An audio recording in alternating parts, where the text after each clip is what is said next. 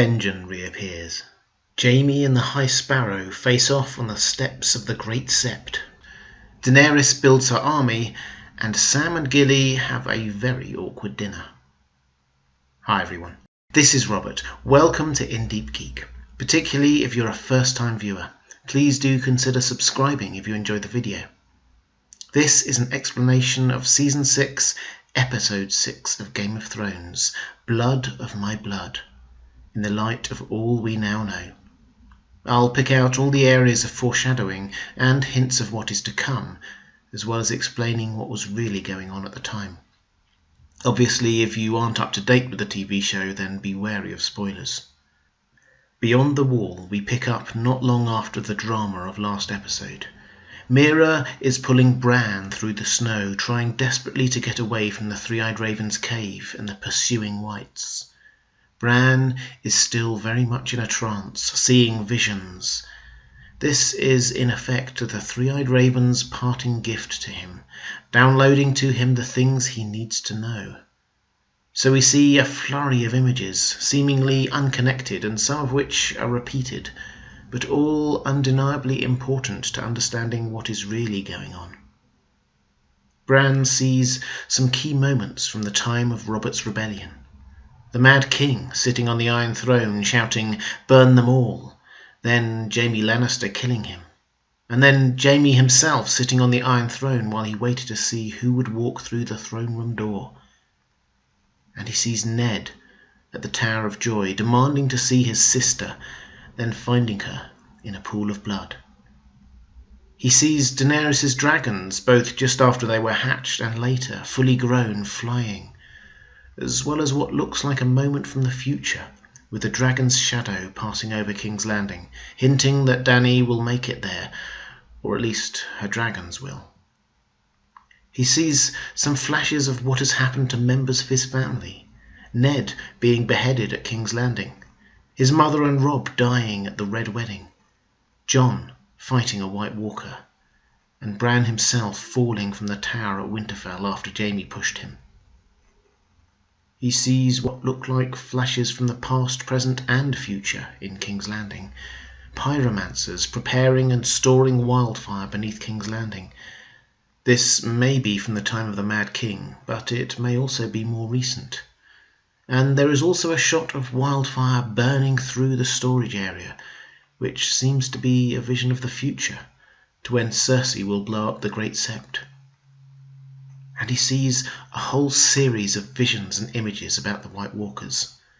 Leaf creating the first White Walker, the Night King turning one of Craster's babies into a White Walker, the sun rising over a desolate landscape which, for book readers, may be the heart of winter. A flight of ravens from when Sam killed a White Walker. The Night King with the army of the dead and at Hardhome. The Three-Eyed Raven's cave and the vision Bran had that led to him fleeing it so recently. And finally, he sees the Whites at that very moment closing in on him and Meera, at which point he opens his eyes and the visions stop. So, what can we make of all that? Well, there wasn't much new information in there for us. But the key point is that Bran is now the only main character in the series who understands what is actually going on. He knows about the original creation of the White Walkers, how they've been making new White Walkers from Craster's sons, what they're doing now and how they can be destroyed. He knows about Daenerys and the dragons. He knows about what happened in Robert's rebellion at the Tower of Joy. In short, he knows almost as much as we do. The question is what he will do with that information, which will be one of the main themes of Season 7. We should also note that there are a couple of visions in there that look like they're from the future. Wildfire burning under King's Landing, and a dragon flying over it. Although we should take all prophecies in Game of Thrones with a healthy dose of skepticism, there does seem to be some evidence that these weirwood visions may be slightly different. In the books, at least, they are not so much visions as memories seen through the weirwood trees. And the weirwood trees do not experience time like we do. To them, the past, the present and the future are all happening right now. But these visions aren't the only thing that we discover north of the wall. Benjen Stark appears from out of the forest, saving Bran and Meera. This is quite a slow-burning plotline, for Benjen, Ned Stark's younger brother and Bran's uncle in the Night's Watch, went missing way back in Season 1. He went ranging north of the wall to investigate all the strange things that had been happening, and never returned. It was he who the Night's Watch was searching for when they set off en masse north of the wall at the end of Season 1. And now he explains what he's been up to. He was stabbed by a White Walker and left for dead, but the children of the forest saved him, leaving him in a sort of not alive but not undead state. You would have thought that the children or the Three-Eyed Raven might have told Bran about this during the year or so he spent with them, but like so much else, they didn't. Incidentally, for book readers, it seems that Benjen's storyline here is being merged with Cold Hands. Anyway, it is he who now gives Bran his mission. Bran is now the new Three-Eyed Raven, and when the White Walkers reach the lands of humans, Bran will be waiting for them. This is interesting, because we often think of Jon or Dany as being the main protagonist in the fight against the White Walkers, but Benjen seems to think Bran will have the most important role. Heading down to the Reach, we have a complete change of pace. Sam, Gilly and baby Sam are stopping off at Sam's parents en route to the Citadel. Remember, Sam's plan was to leave Gilly and baby Sam there, because women aren't allowed in the Citadel. We meet Sam's mother and sister, who seem lovely, and his father and brother, who don't. Remember, this is his father who threatened to kill him simply because he didn't live up to his ideal as a warrior.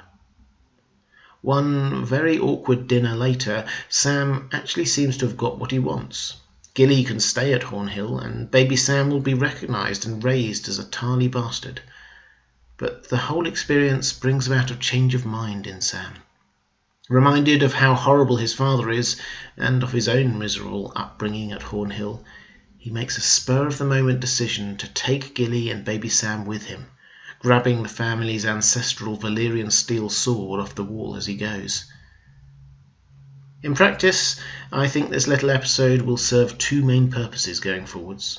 First, it introduces the character of Randyll Tarly.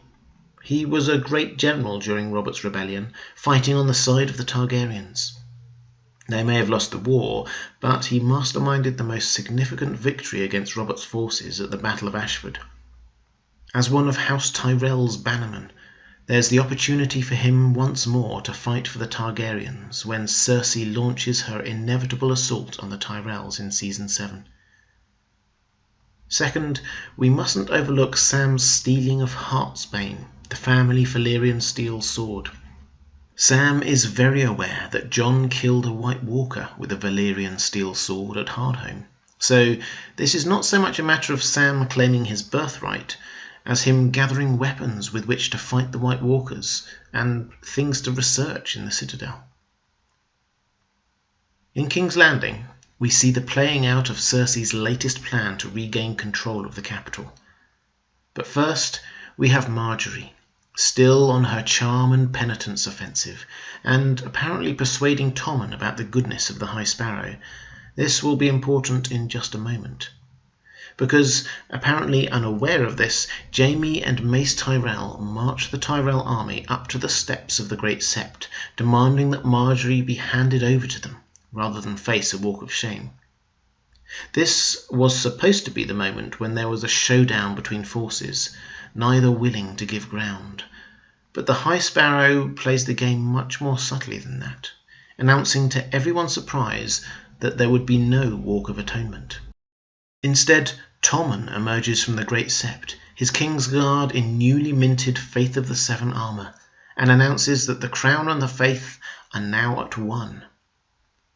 The crowd roar their approval, and it is obvious that the combination of Margaery's influence of Tommen and the High Sparrow's political nous now mean that the Faith militant are fully backed by the Crown, and vice versa. In other words, the Faith of the Seven is now a fully established state religion, and any further attacks on High Sparrow would be met with retaliation from the Crown. The result of this is abject failure for Cersei. The Faith Militant are stronger than ever. She is seemingly powerless, and Marjorie, the woman she has long feared will take everything from her, seems to be doing just that. Her options are starting to run out. She's tried going along with the High Sparrow, she's tried diplomacy, and she's tried threats. The question is what she will do now. Added to all this, Jaime is removed from the Kingsguard by Tommen for his actions. This, incidentally, both frees him up from his vows to always obey the king's orders and his vow not to marry. His first duty as a free man is to go to Riverrun with the Lannister army and retake it for the crown. Speaking of Riverrun, we see Walder Frey as he reacts to the news that Riverrun has been taken by rebels led by the Blackfish. As the new de facto Lord Paramount of the Riverlands, he isn't impressed. It makes him look weak. So he sends his sons there to retake it. Remember, in the last episode, Brienne was also sent to Riverrun to beg the Blackfish to send his troops north. Given that 2 besieging armies are now descending on Riverrun, that particular mission now seems quite a tough one.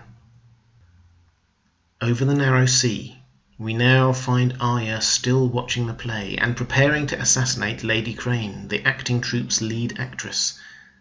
Backstage, she, perhaps inadvisedly, gets into a conversation with her target about the play she had just been watching, in which Lady Crane was playing Cersei. What is really interesting here is that Arya really understands Cersei's character. She explains that Cersei doesn't feel sorrow over Joffrey's death. She wants revenge. And how does Arya know this? Because that's exactly what she wants. Revenge on those who have wronged her family. The scene doesn't belabor the point, but we are left to ponder the similarities between Cersei and Arya's characters, and the fact that, although we view Cersei as a villain, we generally side with Arya. All this seems to jog something deep in Arya's mind. She knocks the cup of poisoned rum from Lady Crane's hand, heads back to where she hid Needle, her sword, so long ago, and hides to wait for the faceless men to find her. This time, she hasn't just failed in a mission, she has truly turned her back on her training and, in reclaiming Needle, reclaimed her identity as Arya Stark. The waif, who saw all this, asks Jaqen's permission to kill her, and Jaqen agrees, apparently finally accepting that Arya will never become one of the Faceless Men. Deeper into Essos, we pick up with Dany, who now has her massive Khalasar following her down to Meereen. After some time away from Meereen, her mind appears to now be firmly fixed on Westeros. This change in emphasis from ruling Meereen to launching her invasion is even clearer in the books than in the show. While lost with Drogon out in the Dothraki Sea, she has a flurry of visions and dreams about reclaiming her Targaryenness and turning her back on the compromises of governing Meereen. Here she inquires about how many ships she will now need. 10,000, Daario tells her, which is convenient, as that's roughly how many ships Yara and Theon are currently sailing in her direction. At this point, Drogon appears.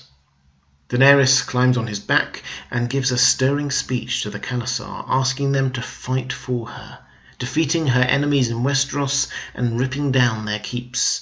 This is very reminiscent of the language Khal Drogo used way back in Season 1.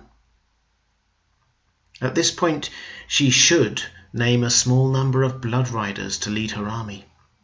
Instead, she goes against all tradition by naming all of the Khalasar as her Blood Riders.